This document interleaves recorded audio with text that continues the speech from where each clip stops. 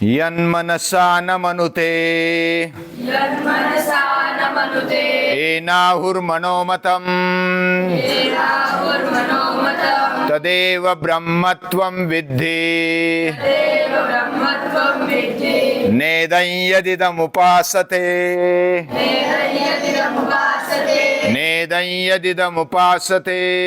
नेदयदिदमुपासते। मन को प्रसन्न रखना ये सभी की इच्छा होती है और होना भी चाहिए, लेकिन मन को प्रसन्न रखना मतलब क्या? या तो प्रसन्न मन है तो वो क्या है? तो हमने देखा कि मन को ज्ञानी बना दो, मन को समझदार बना दो, संयमित बना दो। प्रसन्न मन को रखने के लिए क्षमा और तितिक्षा चाहिए। ये दो बातों को हमारे जीवन में हम लाते हैं तो मन प्रसन्न रहने लगता है। अभी प्रसन्न होने का मतलब वो समझदार होना, संयमित होना। फिर प्रसन्न रखने के लिए संयमित रखना आवश्यक है, तितिक्षा करना आवश्यक है और क्षमा भी होनी चाहिए। बड़ों के प्रति हमारी तितिक्षा रहनी चाहिए और छोटों के प्रति हमें क्षमा रखनी चाहिए। यहां तक हमने देखा था। जब हम अपनी स्थिति को जानते हैं, यानी ज्ञानी होने का मतलब समझदार होना। समझ क्या है? मैं कौन हूं, कहां से आया हूं, मेरी क्या स्थिति है, मेरा क्या रोल है, यह समझना बहुत आवश्यक है। ये जब तक हम समझते नहीं तब तक प्रसन्न कैसे रह सकते हैं? हम खुद का ही हमें पता नहीं है। मेरा रोल क्या है, मेरा स्थान क्या है, ये पता होना चाहिए।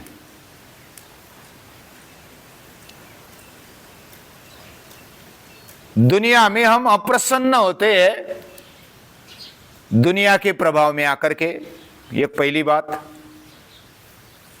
यानी जगत के प्रभाव में आकर के, सृष्टि के प्रभाव में आकर के हम प्रसन्न या तो अप्रसन्न हो जाते। वस्तु मिलती है तो प्रसन्न हो गए, हमारी चाहती वस्तु मिल गई तो प्रसन्न हो गए, और अनचाही वस्तु, अनचाही घटना, अनचाही प्रसंग हमारे जीवन में आ जाए तो हम अप्रसन्न हो जाते हैं, नाखुश हो जाते हैं। यानी कि सृष्टि के प्रभाव में आकर के हम सुख दुखों को लेते हैं और प्रसन्न अप्रसन्न हो जाते हैं। तो उसके लिए प्रसन्न शब्द के बजाय प्रहृष्ट शब्द उपयोग करना चाहिए। ऐसा भी हमने देखा था। प्रहृष्टता और प्रसन्नता, इसमें फर्क है। प्रहृष्टता मतलब कोई वस्तु हमें मिल जाए, कोई पदार्थ मिल जाए खाने पीने का, या तो कोई वस्तु मिल जाए हमें, तो हम प्रसन्न हो जाते हैं, ऐसा लगता है। लेकिन हम प्रहृष्ट हो गए, टेम्पररी हम खुश हो गए, फिर वस्तु चली जाने पर नाखुश हो जाते हैं। या तो कोई ऐसा प्रसंग आता है हम नाखुश हो जाते हैं, अप्रसन्न हो जाते हैं। ये प्रसन्नता नहीं है, ये प्रहृष्टता है। हर्ष हो गया और फिर खत्म हो गया। लहर आ गई, मूड आ गया तो प्रसन्न हो गए, मूड चला गया तो अप्रसन्न हो गए। जगत हम पर प्रभाव डालता है, वस्तु हम पर प्रभाव डालती है, या तो कोई परिस्थिति हम पर प्रभाव डालती है और हम अप्रसन्न और प्रसन्न हो जाते हैं, खुश और नाखुश हो जाते हैं। इससे परे होने के लिए हमारी स्थिति क्या है वो समझना चाहिए।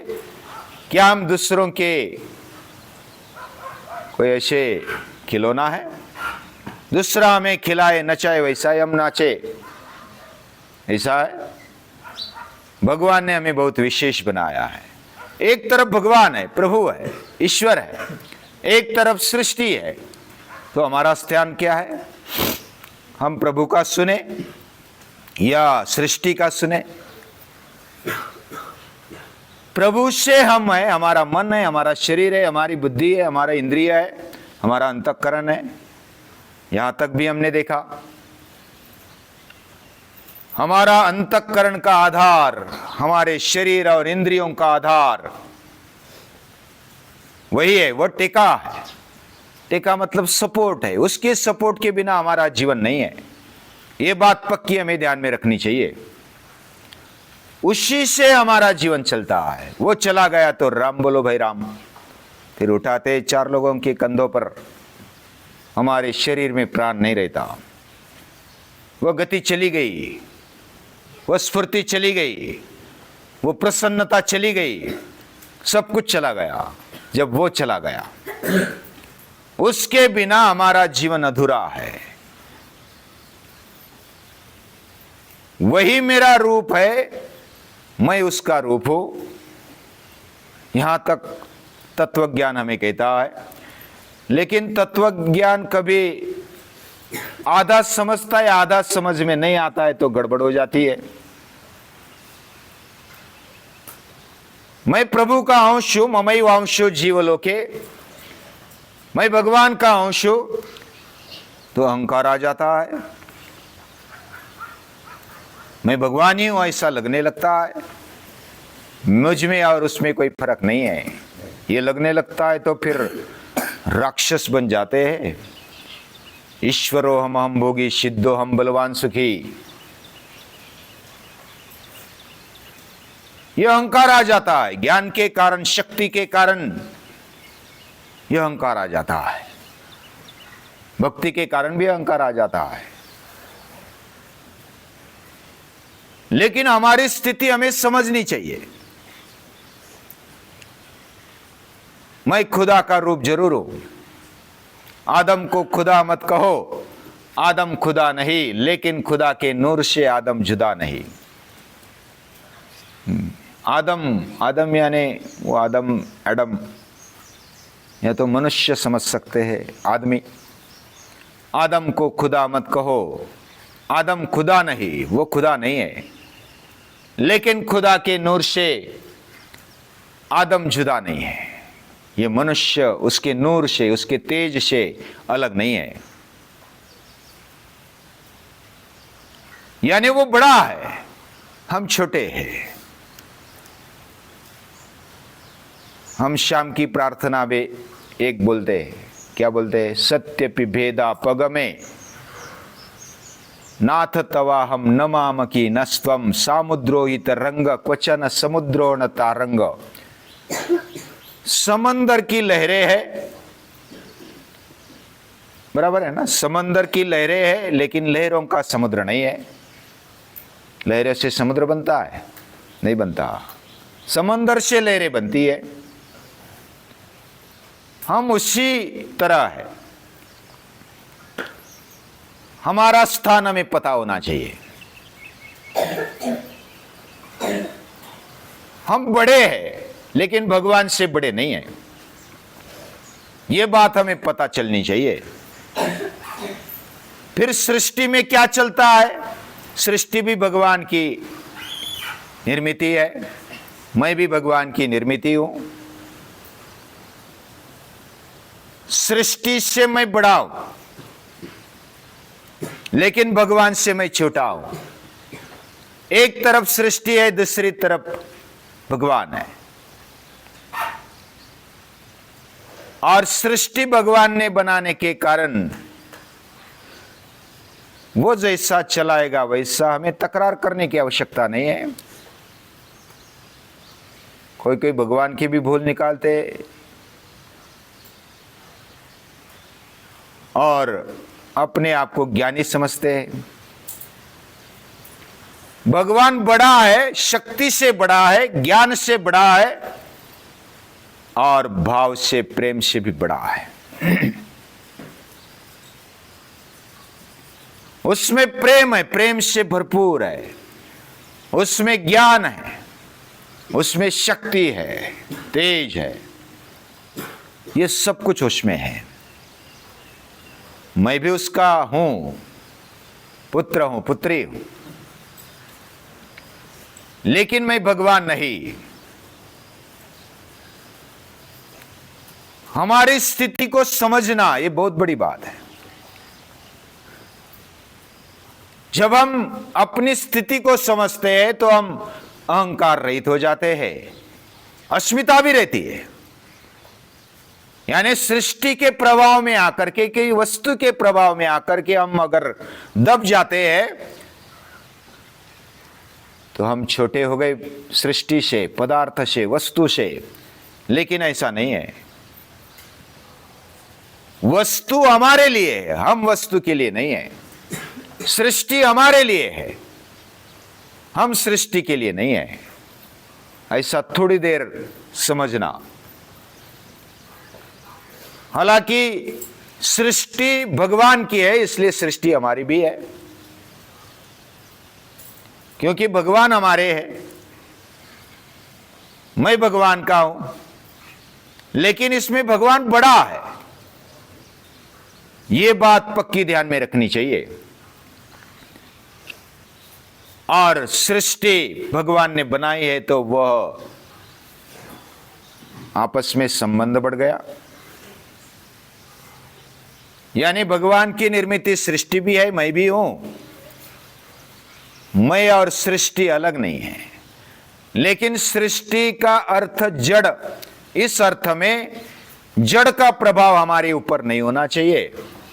यह बात सूक्ष्मता से हमें देखनी चाहिए।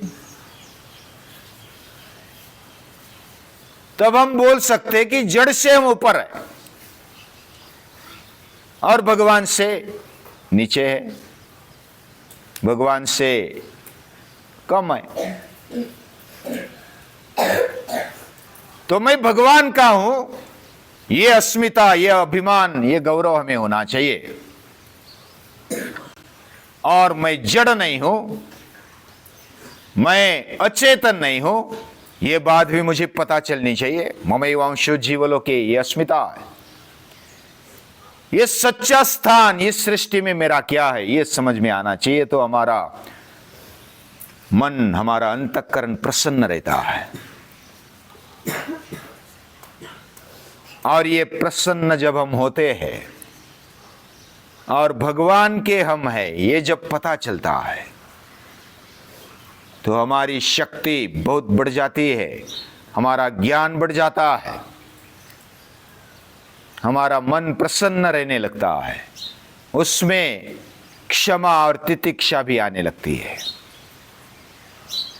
मन प्रसन्न रहने का मतलब, मन ज्ञानी होने का मतलब हमें क्या समझना चाहिए? मन संयमित है, यानी मन यानी पूरा अंतःकरण, मन, बुद्धि, चित्त, अहंकार, यह संयमित है। मतलब मेरे कब्जे में, मेरे अंदर रही हुई चैतन्य शक्ति वह सर्वे सर्वा है और मन उस आत्म शक्ति के कंट्रोल में, वश में होना चाहिए। और ये जब वश में है तो हम प्रसन्न हैं। मेरा स्थान, मेरी परिस्थिति, मेरी भूमिका मुझे समझ में आनी चाहिए। और इसलिए आदम को खुदा मत कहो। आदम खुदा नहीं, लेकिन खुदा के नूर से आदम जुदा नहीं। यह स्वाभिमान आ जाता है। मैं भगवान का हूं, यह अभिमान, यह अहंकार आ जाता है। लेकिन अहंकार इतना बड़ा नहीं कि हम राक्षस बन जाए। कोई कोई अभिमान छोड़ के इतने छोटे बन जाते हैं कि मैं किस खेत की मूली, मैं किस पेड़ की पत्ती, ऐसा उनको लग जाता है। इतना भी नहीं नीचे गिरना चाहिए। मैं जड़ नहीं हूं, मैं जड़ से ऊपर हूं, मैं सृष्टि से ऊपर हूं, ये बात समझनी चाहिए। इसलिए उसमें शक्ति है। नर करने करे तो नर का नारायण बन जाए, इतनी ताकत उसमें आ जाती है, हमारे में आ जाती है। और गीता भी कहती है अध्यात्म ज्ञान नित्यत्वम तत्व ज्ञानार्थ दर्शनम एतत् ज्ञानम मिति प्रोक्तम अज्ञान यदतोन्यथा। ये अध्यात्म ज्ञान होना चाहिए, यह तत्वज्ञान हमें समझना चाहिए। लेकिन केवल तत्वज्ञान समझते हैं तो सूखे बन जाते हैं या तो शुष्क बन जाते हैं। तो हमारा जीवन शुष्क भी नहीं होना चाहिए। इसके लिए भगवान के प्रति प्यार बढ़ाना चाहिए। भगवान सृष्टि में है, मनुष्य में है, तो मनुष्य के प्रति, सृष्टि के प्रति हमारा प्यार बढ़ना चाहिए। ये प्यार क्या है, ये भक्ति क्या है, ये आगे सोचेंगे। आज के लिए इतना ही। सभी को नमस्कार है। ओम मित्र रवि सूर्य भानु खगभूषण हिरण्यगर्भ मरीचादित्य सवितृवर्ग ओम भास्कराय नमो नमः। एकम द्वे त्रीणि चत्वारि पंच एकम द्वे त्रीणि चत्वारि पंच।